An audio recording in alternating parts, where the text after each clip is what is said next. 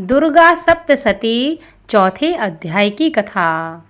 नमस्कार भाइयों बहनों और मित्रों, आप सभी का मेरे YouTube चैनल शुभकर्मा ही अष्टों में स्वागत है। आज के इस वीडियो में नवरात्रि के तीसरे दिन सुनेंगे दुर्गा सप्तशती के चौथे अध्याय की कथा, जिसको सुनने से माँ भगवती जगजननी की कृपा हमेशा बनी रहती है। दुर्गा सप्तशती का पाठ हर मनुष्य को नवरात्रि में अवश्य करना चाहिए, लेकिन जो लोग इस पाठ को ना कर सकें उन्हें कम से कम इस पाठ का स्मरण अवश्य करना चाहिए। ऐसा करने से भी संपूर्ण पाठ का फल प्राप्त होता है और माँ भगवती की कृपा बनी रहती है। इस पाठ को खुद सुने, आपके जो अपने हैं उनको भी इस पाठ को शेयर करें, ताकि माँ भगवती की कृपा आपके साथ, आपके अपनों पर भी बनी रहे। आप सभी से विनम्र निवेदन है, अगर आप मेरे चैनल पर पहली बार आए हैं तो प्लीज़ वीडियो को लाइक, चैनल को सब्सक्राइब और वीडियो को ज़्यादा से ज़्यादा शेयर अवश्य करें, ताकि आपके साथ साथ आपके अपने भी इस पाठ का लाभ ले सकें। दुर्गा सप्तशती के चौथे अध्याय में इंद्र आदि देवताओं द्वारा देवी की स्तुति का वर्णन किया गया है। महर्षि मेधा कहने लगे, देवी ने जब पराक्रमी दुरात्मा महिषासुर को मार गिराया और असुरों की सेना को मार दिया, तब इंद्रादि समस्त देवता अपने सिर तथा शरीर को झुकाकर भगवती की स्तुति करने लगे। जिस देवी ने अपनी शक्ति से यह जगत व्याप्त किया है और जो संपूर्ण देवताओं तथा महर्षियों की पूजनीय है, उस अंबिका को हम भक्ति पूर्वक नमस्कार करते हैं। वह हम सबका कल्याण करें। जिस अतुल प्रभाव और बल का वर्णन भगवान विष्णु, शंकर और ब्रह्मा जी भी नहीं कर सके, वही चंडिका देवी इस संपूर्ण जगत का पालन करें और अशुभ भय का नाश करें। पुण्यात्माओं के घरों में तुम स्वयं लक्ष्मी के रूप में हो और पापियों के घरों में तुम अलक्ष्मी के रूप में हो, और सतकुल में उत्पन्न होने वालों के लिए तुम लज्जा रूप होकर उनके घरों में निवास करती हो। हम दुर्गा भगवती को नमस्कार करते हैं। हे देवी, इस विश्व का पालन करो। हे देवी, हम तुम्हारे अचिंत्य रूप का किस प्रकार वर्णन करें। असुरों का नाश करने वाले भारी पराक्रम तथा समस्त देवताओं और दैत्यों के विषय में जो तुम्हारे पवित्र चरित्र हैं, उनका हम किस प्रकार वर्णन करें। हे देवी, त्रिगुणात्मकता होने पर भी तुम संपूर्ण जगत की उत्पत्ति का कारण हो। हे देवी, भगवान विष्णु, शंकर आदि किसी भी देवता ने तुम्हारा पार नहीं पाया। तुम सबकी आश्रय हो। यह संपूर्ण जगत तुम्हारा ही अंश रूप है, क्योंकि तुम सबकी आदिभूत प्रकृति हो। हे देवी, तुम्हारे जिस नाम के उच्चारण से संपूर्ण यज्ञों में सब देवता तृप्ति लाभ करते हैं, वह स्वाहा तुम ही हो। इसके अतिरिक्त तुम पितरों की तृप्ति का कारण हो, इसलिए सब आपको स्वधा कहते हैं। हे देवी, वह विद्या जो मोक्ष को देने वाली है, जो अचिंत्य महाज्ञान स्वरूपा है, तथ्यों के सार को बस में करने वाले, संपूर्ण दोषों को दूर करने वाले, मोक्ष की इच्छा वाले मुनिजन जिसका अभ्यास करते हैं, वह तुम ही हो। तुम वाणी रूप हो और दोष रहित सृग तथा यजुर्वेदों की एवं उद्गीत और सुंदर पदों के पाठ वाले सामवेद की आश्रय रूप हो। तुम भगवती हो। इस विश्व की उत्पत्ति एवं पालन के लिए तुम वार्ता के रूप में प्रकट हुई हो, और तुम संपूर्ण संसार की पीड़ा हरने वाली देवी हो, जिससे सारे शास्त्रों को जाना जाता है। वह मेधा शक्ति तुम ही हो, और दुर्गम भव सागर से पार करने वाली नौका भी तुम ही हो। लक्ष्मी रूप से विष्णु भगवान के हृदय में निवास करने वाली और भगवान महादेव द्वारा सम्मानित गौरी देवी तुम ही हो। मंद मुस्कान वाले निर्मल पूर्ण चंद बिंब के समान और उत्तम सुवर्ण की मनोहर कांति से कामनीय तुम्हारे मुख को देखकर भी महिषासुर क्रोध में भर गया। यह बड़े आश्चर्य की बात है। और हे देवी, तुम्हारा यही मुख जब क्रोध से भर गया तो उदय काल के चंद्रमा की भांति लाल हो गया और तनी हुई भौं के कारण विकराल रूप हो गया। उसे देखकर भी महिषासुर के शीघ्र प्राण नहीं निकल गए। यह बड़े आश्चर्य की बात है। आपके कुपित मुख के दर्शन करके भला कौन जीवित रह सकता है। हे देवी, तुम हमारे कल्याण के लिए प्रसन्न हो जाओ। आपके प्रसन्न होने से इस जगत का अभ्युदय होता है और जब आप क्रुद्ध हो जाती हैं तो कितने ही कुलों का सर्वनाश हो जाता है। यह हमने अभी अभी जाना है कि जब तुमने महिषासुर की बहुत बड़ी सेना को देखते ही देखते मार गिराया। हे देवी, सदा अभय का दान देने वाली तुम जिस पर प्रसन्न हो जाती हो वही देश में सम्मानित होते हैं। उनके घर में धन यश की वृद्धि होती है। उनका धर्म कभी शिथिल नहीं होता और उनके यहाँ अधिक पुत्र पुत्रियाँ और नौकर होते हैं।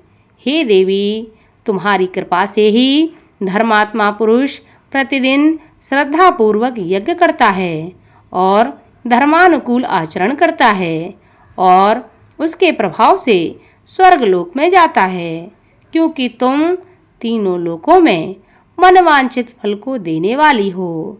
हे माँ दुर्गे, तुम स्मरण करने पर संपूर्ण जीवों के भय को नष्ट कर देती हो और स्थिर चित्त वालों के द्वारा चिंतन करने पर उन्हें और अत्यंत मंगल देती हो। हे दरिद्रता दुख नाशनी देवी, तुम्हारे सिवा दूसरा कौन है। तुम्हारा चित्त सदा दूसरे के उपकार में लगा रहता है। हे देवी, तुम शत्रुओं को इसलिए मारती हो कि उनके मारने से दूसरों को सुख प्राप्त हो सके। वह चाहे नरक में जाने के लिए चिरकाल तक पाप करते रहे हों, किंतु तुम्हारे साथ युद्ध करके सीधे स्वर्ग को जाते हैं। इसीलिए तुम उनका वध करती हो। हे देवी, क्या तुम दृष्टिपात मात्र से समस्त असुरों को भस्म नहीं कर सकती? अवश्य ही कर सकती हो, किंतु तुम्हारा शत्रुओं को शास्त्रों के द्वारा मारना इसलिए है कि शास्त्रों के द्वारा मरकर वे स्वर्ग को जाएं। इस तरह से हे देवी, उन शत्रुओं के प्रति भी तुम्हारा विचार उत्तम है। हे देवी, तुम्हारे उग्र खड़ग की चमक से और त्रिशूल की नोक की कांति की किरणों से असुरों की आंखें फूट नहीं गईं। उसका कारण यह था कि वे किरणों से शोभायमान तुम्हारे चंद्रमा के समान आनंद प्रदान करने वाले सुंदर मुख को देख रहे थे। हे देवी, तुम्हारा शील बुरे वृतांत को दूर करने वाला है और सबसे अधिक तुम्हारा रूप है, जो ना तो कभी चिंतन में आ सकता है और ना जिसकी दूसरों से कभी तुलना हो सकती है। तुम्हारा बल व पराक्रम शत्रुओं का नाश करने वाला, इस तरह तुमने शत्रुओं पर भी दया प्रकट की है। हे देवी, तुम्हारे बल की इसके साथ बराबरी की जा सकती है तथा शत्रुओं को भय देने वाला इतना सुंदर रूप भी और किसका है।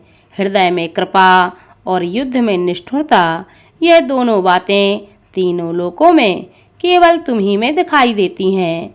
हे माता, युद्ध भूमि में शत्रुओं को मारकर तुमने उन्हें स्वर्ग लोक में पहुंचाया है। इस तरह तीनों लोकों की तुमने रक्षा की है तथा उन उन्मत्त असुरों से जो हमें भय था उसको भी तुमने दूर किया है। तुमको हमारा नमस्कार है। हे देवी, तुम शूल तथा खड़ग से हमारी रक्षा करो तथा घंटे की ध्वनि और धनुष की टंकार से भी हमारी रक्षा करो। हे चंड के आप अपने शूल को घुमाकर पूर्व, पश्चिम, उत्तर तथा दक्षिण दिशा में हमारी रक्षा करो। तीनों लोकों में जो तुम्हारे सौम्य रूप हैं तथा घोर रूप हैं, उनसे हमारी रक्षा करो तथा इस पृथ्वी की रक्षा करो। हे अंबिके, आपके हाथों पल्लवों में जो खड्ग, शूल और गदा आदि शस्त्र शोभा पा रहे हैं, उनसे हमारी रक्षा करो। महर्षि कहने लगे, इस प्रकार जब सभी देवताओं ने जगत जननी माता भगवती की स्तुति की और नंदनवन के पुष्पों तथा गंध अनुलेपों द्वारा उनका पूजन किया और फिर सबने मिलकर जब सुगंधित व दिव्य धूपों द्वारा उनको सुगंधित निवेदित किया, तब देवी ने प्रसन्न होकर कहा कि हे देवताओं, तुम सब मुझसे मनवांछित वर मांग सकते हो। देवता बोले, हे भगवती, तुमने हमारा सब कुछ कार्य कर दिया है। अब हमारे लिए कुछ भी मांगना बाकी नहीं रहा, क्योंकि तुमने हमारे शत्रु महिषासुर को मार डाला है। हे महेश्वरी, तुम इस पर भी यदि हमें कुछ वरदान देना चाहती हो तो बस इतना वर दो कि जब जब हम आपका स्मरण करें तब तब आप हमारी विपत्तियों का हरण करने के लिए हमें दर्शन दें।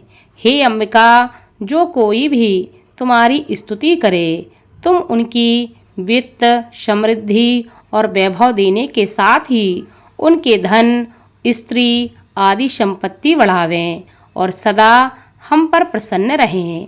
महर्षि कहने लगे कि हे राजन, देवताओं ने सब जगत के लिए तथा अपने लिए इस प्रकार प्रश्न किया, तो वश माता ने प्रसन्न होकर तथास्तु कहकर माता अंतर्ध्यान हो गई।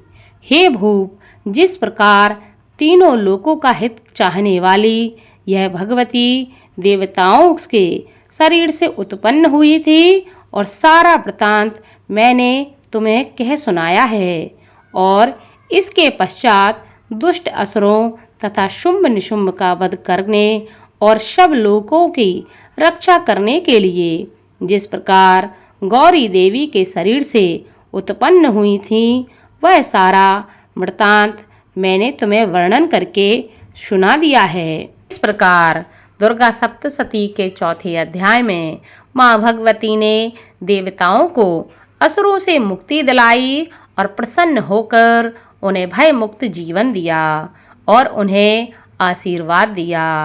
माना जाता है कि नवरात्रि में माँ भगवती के दुर्गा सप्तशती के पाठ का स्मरण करने से माँ बहुत प्रसन्न होती हैं और जीवन के मनोरथों को पूर्ण करती हैं। बोलो माँ भगवती की जय हो। इसी के साथ दुर्गा सप्तशती के चौथे अध्याय की कथा संपन्न हुई। अगले अध्याय की कथा आपको अगले अध्याय में सुनने को मिलेगी। धन्यवाद।